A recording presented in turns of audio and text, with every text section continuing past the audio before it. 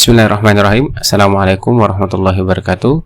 Halo rekan-rekan semua, kembali lagi dengan channel Sonogi. Baik Bapak Ibu, di video kali ini kami kembali akan berbagi informasi terkait dengan seleksi CSN di tahun 2022 yang berkaitan dengan untuk pelaksanaan mekanisme seleksi bagi rekan-rekan guru honorer yang sudah lulus PG di tahun 2021.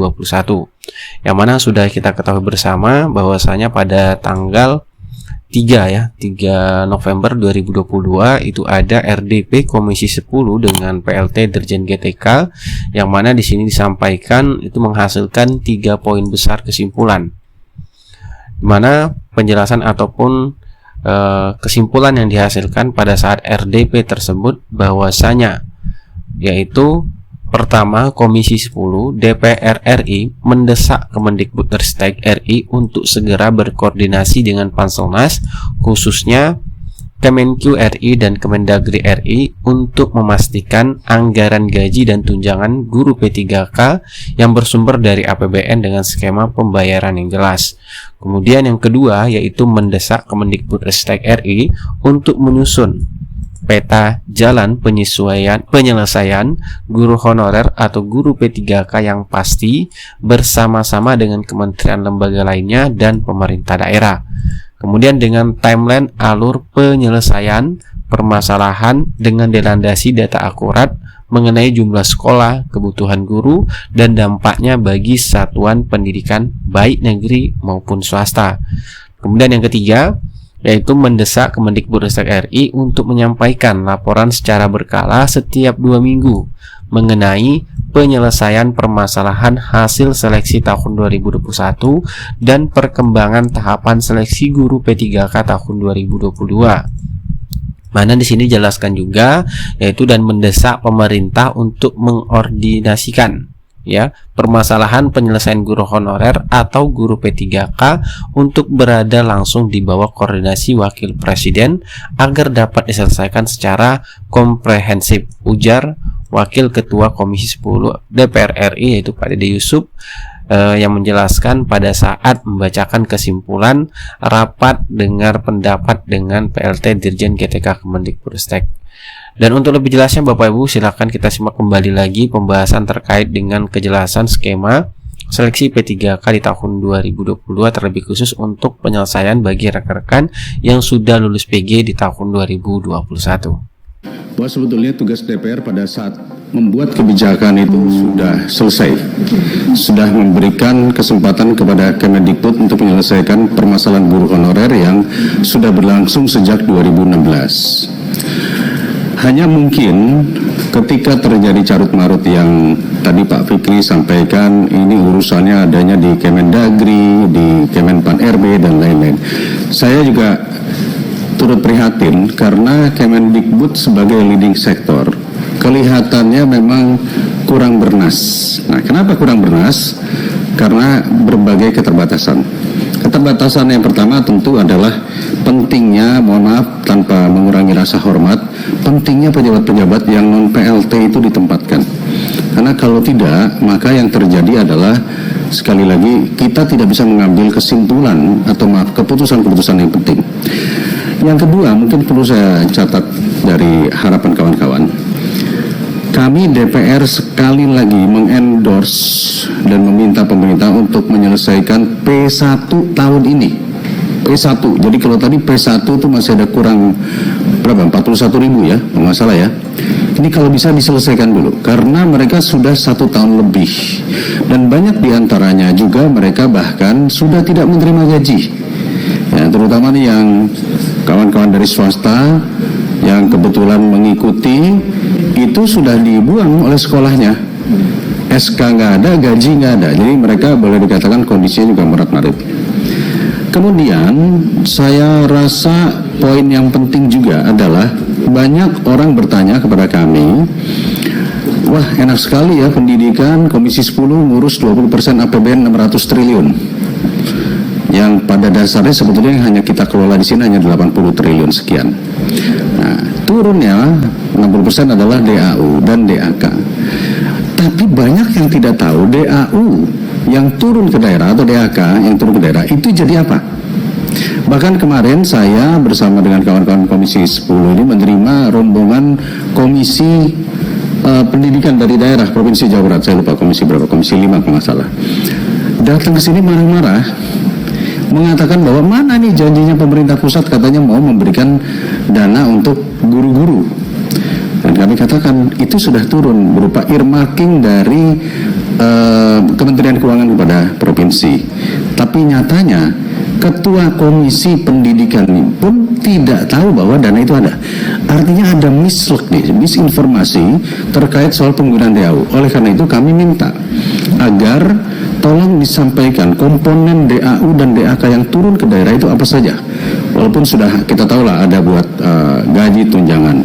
Tetapi masalahnya apakah ada komponen untuk membayar gaji guru. Berikutnya juga yang jadi permasalahan daerahnya adalah ketika gajinya dari pusat, tapi tunjangannya harus dari daerah.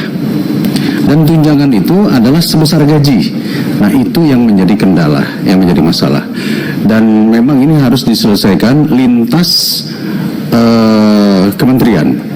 Saya mengendorse sebaiknya ini bukan diselesaikan oleh Kemendikbud, tetapi harus pada level di atasnya. Alangkah baiknya jika dibuat yang namanya rapat koordinasi kemudian dipimpin baik oleh Menko atau oleh Wapres, namanya tim percepatan pengangkatan guru dan pendidik, ya. Karena tanpa ini kita akan berlarut-larut saling lempar tanggung jawab. Ya, silahkan itu pihak pemerintah. Kami di sini sedang mengusulkan pansus, tetapi memang sampai saat ini belum disetujui oleh pimpinan DPR, Ketua DPR untuk melanjutkannya kepada pansus. Berikutnya, ini ada poin yang perlu saya sampaikan. Tolong selesaikan masalah hijrahnya guru-guru swasta ke P3K. Jumlahnya ternyata cukup besar, 60%. Saya tidak tahu di P1 atau di P2, di PG1 atau di PG2, tapi jumlahnya cukup besar. Dan kami sudah menerima di sini semua organisasi-organisasi sekolah swasta yang mengatakan bahwa investasi kami kepada guru-guru terbaik di swasta itu berpindah. Akhirnya mereka harus mencari guru baru dan timbullah dikotomi. Sementara yang guru-guru negeri tidak mau hak-hak mereka terambil dari guru swasta. Menurut saya ini harus diselesaikan. Karena terjadi dikotomi ini akhirnya terjadi konflik di antara mereka. Jadi silakan, mau PG1 dulu selesaikan dahulu, lalu PG2 selesaikan dahulu. Lalu bagaimana dengan yang swasta? Karena kalau yang swasta dikasih urutannya paling akhir pun, mereka sudah dikeluarkan dari sekolahnya dan tidak dapat gaji. Jadi juga perlu harus kita selesaikan. Tambahan satu lagi buat Ibu Nunu. Memang benar kata Pak Fikri tadi, non ASN berikutnya ini bentuknya apa? Karena kan honorer tidak boleh. Padahal kita tahu yang namanya di sekolah-sekolah itu justru kawan-kawan honorer ini yang bekerjanya mungkin lebih banyak. Dan sedikit saja, tolong sampaikan kepada Kemenpan RB atau Kemendagri, saya lupa, kenapa P3K seragamnya dibedakan daripada yang ASN? Ini ya cukup menjadi sebuah sensitivitas. Ya, yang satu seragamnya coklat-coklat, yang satu lagi seragamnya agak berbeda. Ini tolong saya tahu itu bukan di Kemendikbud ya, tetapi itu tentunya harus kita tanyakan. Berikutnya Ibu Nunu, apa benar isu yang katanya nanti ke depan ini seleksi akan dilakukan oleh Pemda? Itu karena itu cukup ramai juga ya. Tadi Ibu dalam presentasinya menjelaskan mungkin opsi-opsi ke depannya melalui kepala sekolah. Tapi kalau melalui Pemda ini agak repot juga kalau melalui Pemda, karena nanti ada faktor kepentingan. Karena kita paham yang namanya Pemda itu orientasinya juga politik. Ini penting sekali untuk kita pikirkan ya. Beberapa formasi-formasi seperti PKWU, prakarya, kewirausahaan, bahasa Inggris, itu nggak ada formasinya karena dianggap gemuk dan kemudian tidak muncul. Sehingga banyak di antara mereka yang katanya harus turun. Padahal justru mereka masuk itu awalnya adalah karena mereka mau tidak mau harus belajar tentang PKWU atau yang lain-lain karena guru lain tidak ada pada saat itu. Tapi sekarang tiba-tiba mata pelajaran seperti itu dianggap gemuk dan tidak ada linearitasnya. Nah, sementara beberapa formasi banyak yang tidak linear tapi lolos. Nah, itu bisa dicek kepada sistem. Ya, banyak yang tadinya bukan guru di bidang tersebut, tapi dia bisa lolos. Sementara yang bahasa Inggris dan PKWU ini banyak yang tidak dapat formasi. Terakhir, Ibu Nunu, kami mengappeal time frame. Jadi lini masa penyelesaian PG1 harus selesai tahun ini. Tahun ini berarti tersisa adalah 2 bulan. PG2 harus selesai sampai bulan Februari. Kan PG2-nya itu kurang lebih sekitar berapa tadi, 20 sekian ribu ya. Itu bulan Februari. Jadi kita masih punya kesempatan untuk mendorong pemerintah-pemerintah daerah. Dan pemerintah daerah harus membuka DAU dan DAK pendidikannya dipakai untuk apa? Karena itu kami perlu tahu. Dan yang terakhir memang apa yang menjadi kebijakan yang baik. Kami katakan kebijakan yang baik, 1 juta kesempatan untuk mengisi posisi guru ini sudah dilaksanakan dengan baik, tetapi koordinasi lintas lembaga memang ini kelihatannya menjadi ego masing-masing. Dikarenakan apa? Dikarenakan belum terjadi koordinasi dengan baik. Makanya saya mengusulkan sekali lagi bahwa sebaiknya dipimpin oleh Wakil Presiden atau Menko, baik itu Menko PMK atau yang berhubungan dengan Kemendagri nantinya. Itu catatan-catatan dari kami. Selanjutnya Ibu Nunu boleh memberikan tanggapan. Terima kasih untuk semua masukannya dan tanggapan serta sarannya. Semua akan kami jadikan bahan diskusi dengan pihak Kemendikbudristek. Sebelumnya saya sampaikan juga bahwa Kemendikbudristek sama dalam hal ini punya niat yang sama untuk segera mensejahterakan guru dengan status ASN P3K. Oleh karena itu tahun 2020, akhir 2020, kami sangat senang ketika Pak Menteri meluncurkan atau menyampaikan keinginannya untuk pengangkatan 1 juta guru yang selama ini guru-guru yang sudah ada di satuan pendidikan belum pernah mendapatkan kesempatan untuk itu. Jadi ini inisiasi dari Pak Menteri Mendikbudristek itu sangat kami dukung dengan berbagai kerja keras yang sudah kami lakukan. Jadi terhadap pengangkatan 1 juta guru dan terhadap guru-guru yang sekarang sedang menunggu kepastian, kami juga sama, yaitu sama-sama sebagai instansi pembina, sama-sama punya minat, ketertarikan dan empati yang sama untuk segera sangat berharap bahwa formasi 1 juta yang pernah disampaikan oleh Mas Menteri bisa terrealisir. Dan saat ini alhamdulillah saat tahun 2021 seperti yang kami laporkan sudah hampir 300.000. Dan ini juga pertama kali mungkin dalam sejarah pengangkatan ASN P3K sampai 300.000. Sehingga harapan Pak Menteri untuk 1 juta segera terrealisir. Harapan kami seperti itu. Jadi kami pun juga punya empati yang sama, punya rasa kepedulian yang sama, sehingga kerja keras ini kami lakukan lintas direktorat dan lintas kementerian agar apa yang menjadi harapan semua guru segera terrealisir. Beberapa masukan alhamdulillah sudah kami catat oleh tim, tapi ada beberapa yang ingin saya sampaikan juga, ingin kami klarifikasi juga. Pertama tadi kami sudah mencatat ada Bapak Ibu anggota Dewan dan Pimpinan sudah memberikan masukan kami sejumlah 12 masukan dan itu sudah kami catat semua. Ada beberapa yang sebagai saran akan kami tindak lanjuti seperti peta jalan oleh Pak Ferdi dan beberapa saran yang lain akan kami tindak lanjuti dan komitmen untuk penyelesaian juga akan kami segera tindak lanjuti dalam waktu yang dekat ini. Untuk yang pertama untuk Pak Nur Purnomo Sedi, meskipun beliau sudah tidak di ruangan ini, kami sampaikan bahwa sebenarnya secara garis besar terkait dengan penganggaran, kami sudah berkoordinasi dengan DJL juga bahwa sebenarnya saat ini mengatakan bahwa DAU belum bertambah tahun 2022 sebenarnya karena DAU yang tahun 2021 untuk gaji guru yang diirmaknya bukan hanya gaji guru tapi sekelompok kepentingan pendidikan lainnya itu belum digunakan karena 2021 perhitungan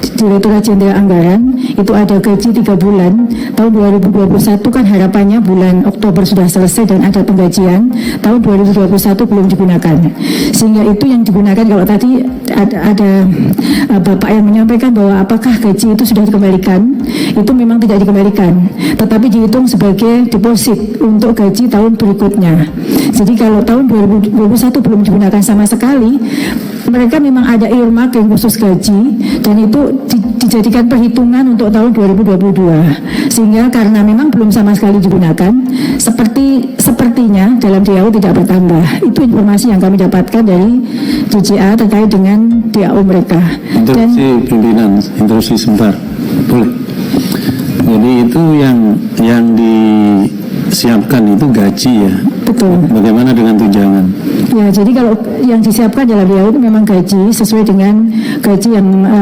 undang-undang ASN yang mana guru pertama itu gajinya sekitar 3 juta sedangkan tunjangan itu ada di APBD masing-masing dan itu diatur dalam Permendagri ya itu yang bikin masalah kan justru karena tunjangan itu yang membuat pemerintah daerah segen untuk mengajukan formasi nah ini yang saya kira penyelesaian gitu. Ya. Baik, terima kasih. Selanjutnya terkait dengan gaji kurang lebih seperti itu penjelasannya. Ini juga saya dapatkan ketika kami berdiskusi dengan DJA maupun Pansenah lainnya bahwa gaji tahun DAU tahun 2022 itu belum bertambah karena memang sudah yang 2021 belum digunakan dan itu ada dalam surat edaran. Kalau pimpinan interupsi juga Bu, sebentar Mbak Nunu, itu Mbak melalui diskusi itu resmi nggak sih? Iya. Ya kalau resmi ada notulennya dong. Kalau ada notulennya, kenapa nggak itu dideklar saja oleh Kemendikbudristek? Kenapa nggak itu dilakukan? Itu yang saya minta melalui pimpinan, izin Pak Dede. Harusnya Kemendikbudristek sebagai leading sektor membuat selebaran resmi. Makanya tadi Mbak Nur ngajak sosialisasi, ngapain ngajak sosialisasi? Bahannya ada kok, ngapain saya sosialisasi? Satu nggak ada bahan, dua nggak ngajak, ngapain sosialisasi? Emang kita coba apaan? Murahan. Ya, itu nggak ada bahan, nggak ngajak, ngapain sosialisasi? Kan tugas pemerintah itu, bukan tugas DPR. Ya kan? Camkan itu dengan baik. Kita legislasi dan baca undang-undang dasar bagi ini para yang masih PLT mau direktur kan baca tuh undang-undang dasar ngerti tata negara. Terima kasih pimpinan. Izin dilanjutkan Pak Ferdi. Izin juga nambah instruksi lagi.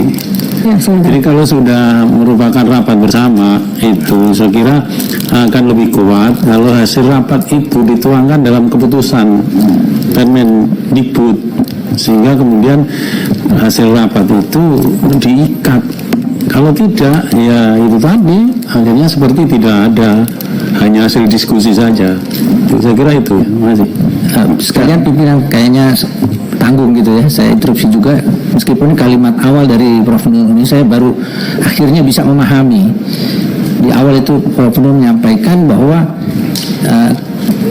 mendukung ya keinginan Pak Menteri untuk 1 juta guru. Jadi memang ini dasarnya keinginan yang didukung oleh birokrasi, bukan perencanaan. Kalau Anda gagal merencanakan, Anda merencanakan untuk gagal. Itu adigium, Ibu. Sesuatu yang didasarkan hanya keinginan lalu dideklar secara resmi itu fatal. Seharusnya sesudah ada perencanaan, kesepakatan dengan kementerian terkait, kemudian ada koordinasi dengan pemerintah daerah sampai kuotanya, sampai formasinya, baru umumkan angka yang real dan baru melakukan rekrutmen. Kalau ini sudah direkrut lalu kemudian tidak ada formasi 190-an ribu orang kena prank nasional. Ini prank pasti. Dan kemudian informasi 1 juta itu adalah hoax nasional. Kalau memang dari awal yang sudah begini, ya memang kita nggak bisa berharap yang pemaparan berikutnya ya hanya masalah-masalah saja terus. Oleh karena itu saya mendukung Pak Ferdi tadi. Ya kita ulang lagi lah, ada peta jalannya seperti apa untuk menanggulangi permasalahan ini. Saya dukung juga tadi pimpinan diambil alih oleh Wapres, kan begitu sebenarnya bahasa apa namanya istilahnya ini. Saya membahasakan pimpinan lebih vulgar ya. Diambil alih oleh Wapres, oleh Menko Kesra, dikoordinasikan ulang, ada gawat darurat nasib 190-an ribu orang. Gawat darurat itu kemanusiaan. Saya sampaikan di dapil saya itu, Bu, ada yang belum dapat formasi, lalu kemudian ditampung secara sukarela oleh sekolah-sekolah, dan lalu guru-gurunya iuran untuk memberikan uang transport kepada guru-guru P3K yang sudah dinyatakan lulus itu. Secara kekeluargaan itulah rakyat Indonesia menolong pemerintahnya. Pemerintahnya gagal, ditolong oleh rakyatnya dengan kekeluargaan. Tidak protes, paling nangis-nangis, tidak ada gugatan hukum. Ini pertanggungjawabannya seperti apa? Itu saya kira, saya sepakat apa yang dikatakan Pak Ketua tadi, itu jadikan kesimpulan semua. Dan saya kira tidak perlu panjang-panjang lagi kita rapat ini. Kita masuk dalam skema baru saja untuk penanggulan gawat darurat nasib guru honorer yang ratusan ribu orang itu. Terima kasih. Baik, terima kasih. Silakan Ibu Nunu. Baik, terima kasih Pak. Jadi terkait dengan anggaran, sekali lagi saya sampaikan bahwa surat rapatnya adalah dalam Komisi 10 ini, dan suratnya disampaikan langsung dari Kemenkeu kepada daerah. Nanti akan kami sampaikan ini kepada Kemenkeu. Terkait dengan 1 juta guru itu sudah berdasarkan perhitungan Pak. Jadi kami bisa menghitung 1 juta karena memang ada rumus menghitung kebutuhan guru. Kemudian terkait dengan Pak Nur Purnomosidi, terkait dengan ada kesan bahwa di sekolah itu memang ada gurunya mengajar terus, tapi perhitungan kami berdasarkan beban mengajar guru, agar guru tersebut setelah menjadi P3K tidak hanya menerima gaji tapi juga menerima tunjangan, karena untuk mendapatkan tunjangan itu ada perhitungan 24 jam belajar. Kemudian yang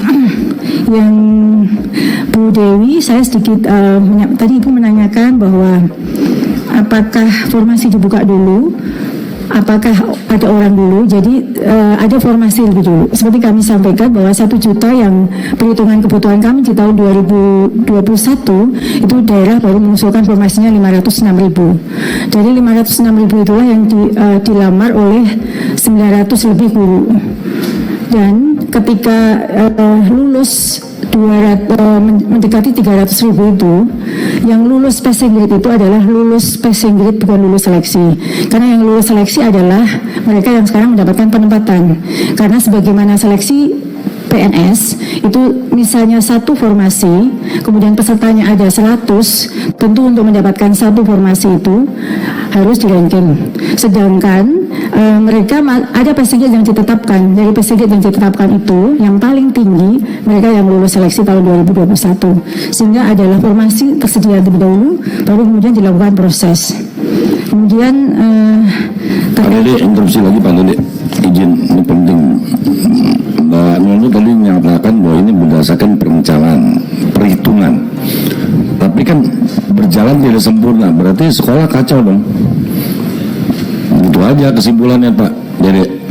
Berarti Direktorat Jenderal PAUD Dikdasmen kacau, karena gurunya kacau. Itu aja kesimpulan. Kan baru jumlahnya berapa? Masa baru setengah kan yang selesai dari kebutuhan 1 juta kan gitu. Nah, kesimpulannya kan gitu. Kalau itu perencanaan sudah menghitung tidak terpenuhi macet, berarti PAUD Dikdasmen kacau karena gurunya amburadul. Terima kasih pimpinan. Baik. masih ada kesempatan Pak. Silakan. Monggo Ibu Nunu. Baik, terima kasih. Kemudian sepertinya yang lain, saran buat kami, saran dan masukan untuk kami tindak lanjuti, kami akan menulis jawabannya secara tertulis dalam waktu yang tidak terlalu lama. Seperti Pak Sudik itu adalah saran, seperti skema solusi 6 bulan. Kemudian Pak Ferdi juga saran kepada kami untuk ditindaklanjuti. Kemudian Prof. Zainuddin tadi memberikan masukan. Dede, izin Bu Nunu, Bu saya bukan saran, perintah Bu. Ya, Kalau Pak. saran bisa diikuti, bisa ini perintah, kesimpulan rapat itu kesepakatan, bukan saran. Baik. Nanti dimasukkan dalam kesimpulan rapat, Pak. Ya. Saya rasa itu Pak Pimpinan. Selanjutnya kami akan menjawab secara tertulis semua masukan yang yang sudah diberikan pada kami. Baik, terima kasih Ibu Nunu. Jadi Ibu Nunu, saya bisa memahami bagaimana kawan-kawan di Kemendikbud ini sekarang sedang jungkir balik. Kalau. Tetapi ini juga karena terlalu terburu-burunya statement dari Pak Menteri terkait bahwa kita akan selesaikan. Niat yang baik tidak dilaksanakan dengan sebuah proses kebijakan yang tepat. Itu kalau di dalam teori kebijakan publik itu ada namanya adoption, formulation, dan implementation. Maka yang terjadi adalah tumpang tindih kebijakan. Makanya saya mengepil kawan-kawan ya, kalau misalnya kita jadikan ini emergency, ya, ini adalah kondisi emergency, maka kita meminta pemerintah untuk segera mendorong atau meminta kepada wakil presiden agar membentuk tim percepatan. Bayangkan ketika ada 153 korban di Kanjuruhan, pemerintah membuat namanya langsung tim pencari fakta. Ini ada sekitar berapa ribu tuh tadi? Hampir 53.000 lebih ya guru-guru yang tidak mendapatkan kesempatan dan masih ngantri banyak. Menurut saya ini emergency, darurat. Oke, terima kasih Bapak Ibu, itulah informasi yang dapat kami bagikan. Semoga informasi ini bermanfaat. Assalamualaikum warahmatullahi wabarakatuh.